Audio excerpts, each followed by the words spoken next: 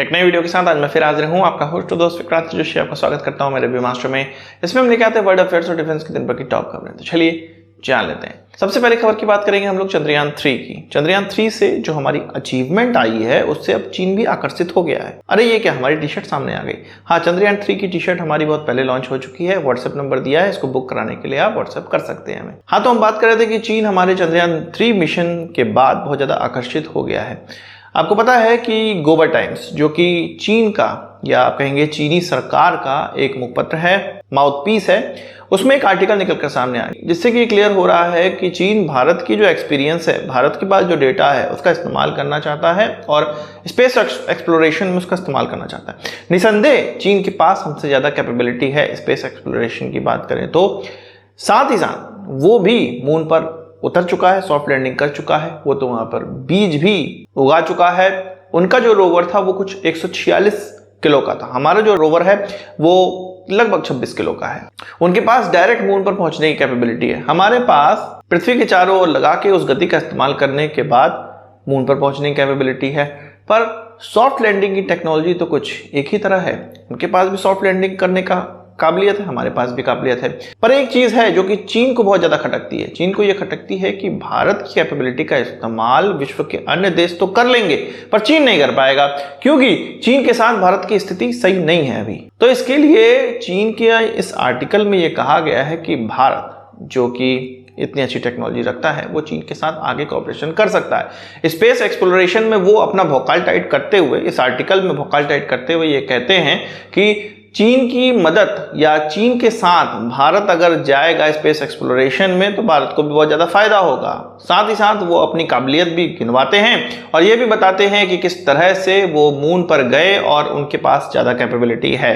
साथ ही साथ इस आर्टिकल में ये भी लिखा गया है कि किस तरह से चीन के स्पेस स्टेशन में पहुंचने वाला एक ऐसा इंस्ट्रूमेंट है जो कि भारत के द्वारा सप्लाई किया जा रहा है और वो चीन नहीं पहुंच पा रहा है। भारत की जो फॉरेन मिनिस्ट्री है उसके द्वारा इसका अप्रूवल नहीं दिया जा रहा है, इसके एक्सपोर्ट का अप्रूवल नहीं दिया जा रहा है। इस चीज को भी ये उजागर करते हैं। कुल मिला के चीन अपने आप को ऊपर तो दिखाने का प्रयास कर रहा है और साथ ही साथ भारत का साथ भी चाह रहा है। भारत का साथ तो जापान के साथ है, जल्द ही उनके साथ हम मिशन लॉन्च करने वाले हैं जिसको कि चंद्रयान 4 कहा जाएगा। इसके लिए जापान ने कमर ऑलरेडी कस ली है और भारत के साथ उनका कॉपरेशन ऑलरेडी चल रहा है। आगे हम लोग देखेंगे कुछ 2-3 सालों में ही 2026 कहा जा रहा है कि जापान के साथ हम लोग नेक्स्ट मिशन लॉन्च कर सकते हैं। तो आपका इस चीज पर क्या कहना है कमेंट बॉक्स में जरूर बताइएगा। अगर चीन की बात ही चली है तो सऊदी अरेबिया में जो न्यूक्लियर पावर प्लांट बनना है, सऊदी अरेबिया अब चाइनीज कंपनी को चुन सकता है। चाइना की एक कंपनी है चाइना नेशनल न्यूक्लियर कॉर्पोरेशन, उसको ये कॉन्ट्रैक्ट जा सकता है। इससे पहले सऊदी अरेबिया ने अमेरिका से भी प्रयास किया हुआ है टेक्नोलॉजी लेने का, और सिविल न्यूक्लियर टेक्नोलॉजी इसको कहा जाता है, जो कि शांति प्रिय मतलब इलेक्ट्रिसिटी बनाने के लिए इस्तेमाल की जाती है। अमेरिका की बहुत ढेर सारी शर्तें हैं, सऊदी अरेबिया को यह पसंद नहीं था, चीन की तरफ वो मुड़ रहे हैं। इससे पहले साउथ कोरिया की कंपनी के द्वारा ये पावर प्लांट सऊदी अरेबिया में बनाया जा सकने वाला था, जिसमें कि अमेरिका का भी हाथ था, उसका भी सहयोग था। पर साउथ कोरिया पर अमेरिका का शिकंजा कसा हुआ है। वो कई प्रकार के लाइसेंस या कई प्रकार के अनुमति जब साउथ कोरिया को देगा तब जाके सऊदी अरेबिया में ये प्लांट लग पाएगा। चीन यहाँ पर बाजी मार सकता है। चीन किसी से कोई मतलब नहीं है, सीधे हम टेक्नोलॉजी तुमको दे देंगे। सऊदी अरेबिया को ये अच्छा लग रहा है। सऊदी अरेबिया ही नहीं, चीन बांग्लादेश से भी कह रहा है कि तुम्हें हम एक्सटर्नल इंटरफेरेंस से बचाएंगे। मतलब ऐसी बाह्य ताकतें जो बांग्लादेश को परेशान करने की कोशिश कर रही हैं, डिस्टेबलाइज करने की कोशिश कर रही हैं, उन सभी से चीन का ये कहना है कि हम तुमको बचाएंगे। शी जिनपिंग ने ये कहा है शेख हसीना से। असल में मई में एंटोनी ब्लिंकन के द्वारा 2-3 ऐसी घटनाएं करी गई जिससे कि बांग्लादेश यूएसए खुश नहीं है। यूएस ने ऐसे लोगों को वीजा देने से मना कर दिया जो कि बांग्लादेश में चुनाव को प्रभावित कर सकते थे।